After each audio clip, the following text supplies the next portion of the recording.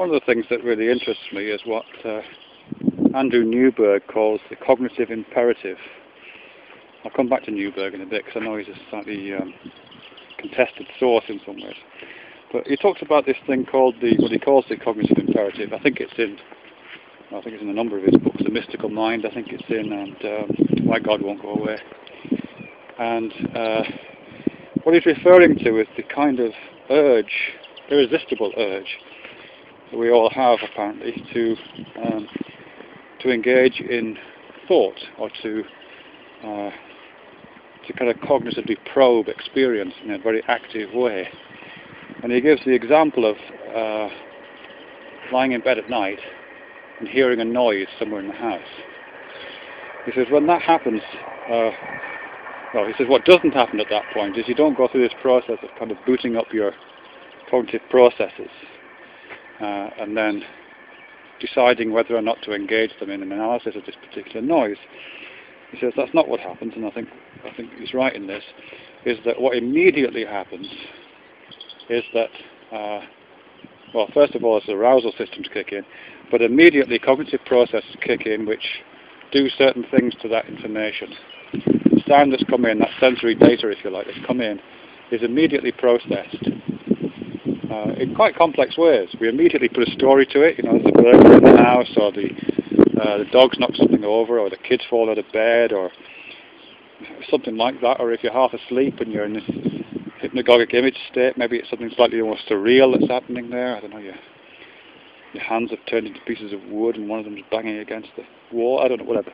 Some kind of narrative asserts itself, or sometimes a number of narratives, a number of hypotheses immediately suggest themselves to you, and you find yourself kind of flowing towards these various explanations, completely without any control over that. There's no passivity in your cognition. It's completely out there doing stuff with the data. And as I say, Newberg calls that the cognitive imperative, and I think it's probably got the names elsewhere. This incontinent drive to process data and not simply be a kind of passive recipient of that data. Now Newberg and de Killy go on to talk about cognitive operators, and I'm going to try to wrap my head around those again in a bit. But another example of this cognitive imperative, which I really like, is this really simple exercise. I can't remember where I got it from now, actually. I'll try and find the source, but it's so simple. Yeah, it's basically just consists of a sheet of paper or a screen with a kind of honeycomb pattern on it, just line drawing of a honeycomb pattern, a series of hexagonal grid pattern effectively. And if you look at that pattern, if you look at that hexagonal grid, what immediately starts to happen is that patterns form. You can't resist it. It forms diagonal lines, it forms horizontal lines, vertical lines. It forms little flower patterns where little clusters of these hexagons form into little shapes. And again, there's no control over that. It's completely incontinent. You have no... the wind's picking up here. I'll carry on and see what happens. So again, with this hexagonal grid, as I say, there's just a kind of inevitable cognitive processing of that data. Even the simplest data as this hexagonal grid pattern is processed in certain ways. Now Newberg and his collaborators, Eugene de Killy and others,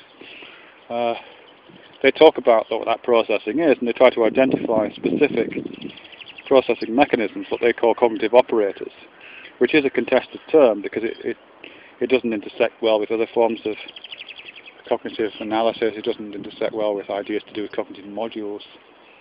They try to allocate particular areas in the brain where these cognitive operations take place, and that's slightly controversial. But as I say, they have a list of these cognitive operators, or cognitive operations, perhaps would be better to say. Stereotype scripted, kind of subroutines really, in terms of processing of data. And I think I've mentioned them before, but I'll just see if I can remember many I can remember today. There's a holistic operator which binds things together. There's a reductive operator which breaks things apart, takes the elements of the data and breaks it into smaller elements. There's a causal operator which I guess would be in operation with the banging sound at night, where you're trying to find the cause for something. Just automatically, you attribute a cause to something. There's an abstractive operator where you try to get the general pattern out of something, which allows us to recognize one tree as being, each tree we see as being a tree, because it has various abstract qualities that all trees possess. What else is there? There's a quantitative operator, which is something to do with number and measurement. I don't think it's specifically number, but I think it's to do with like measurement and the concepts like more than or less than. Somewhere they mention an existential operator, which is attributing realness to a perception as opposed to hallucinations or imaginations. Is there any more? I can't remember any more. There probably are some others. But what they say is that these are, as I say, routine cognitive operations that are performed upon data. And whilst those particular ideas that Newberg and Dikili put forward in terms of operators is probably a bit wrong, really. Something like that must be going on, because certainly when you look at this hexagon pattern and it forms these flower shapes or it forms these lines completely without any conscious effort. In fact, it's consciousness producing rather than consciousness reflecting. That's clearly a result of some kind of routine operation, and the fact that it happens to everybody who looks at those things suggests to me that it's some kind of universal cognitive operation.